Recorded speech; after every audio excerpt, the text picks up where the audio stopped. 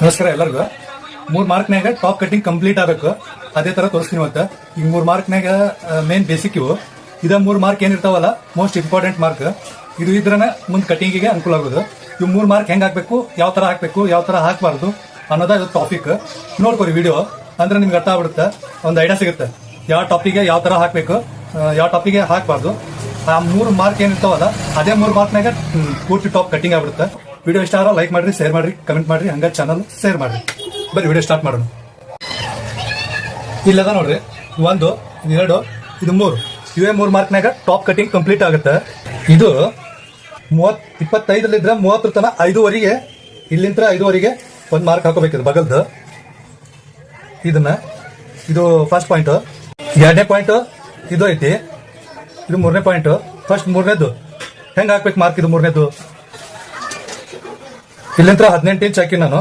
Top length 38 inch ಐತಿ top length, ಅದಕ್ಕೆ ನಾನು 18 ಇಂಚ್ ಹಾಕಿನಿ. ಮ್ಯಾಕ್ಸಿಮಮ್ 17ವರೆ ಇಡಬೇಕಿದು.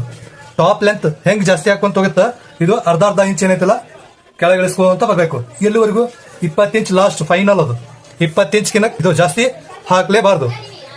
ಇದು 2ನೇ ಪಾಯಿಂಟ್. ಇನ್ನ 3ನೇದು ಇದು ಏನೈತಲ್ಲ, ಇದ್ರ 2ರ ನಡಬರ್ಕ ಈ ಮಾರ್ಕು ಮತ್ತೆ ಈ ಮಾರ್ಕು, ಇದ್ರ ನಡಬಾರ್ಕ್ ಏನಿರುತ್ತಲ್ಲ 6 ಇಂಚ್ ಇರುತ್ತೆ. ಇಲ್ಲೈತ್ ನೋಡ್ರಿ, ಇದಕ್ಕ 12 ಇಂಚ್ ಡಿಫ್ರೆನ್ಸ್ ಅದ.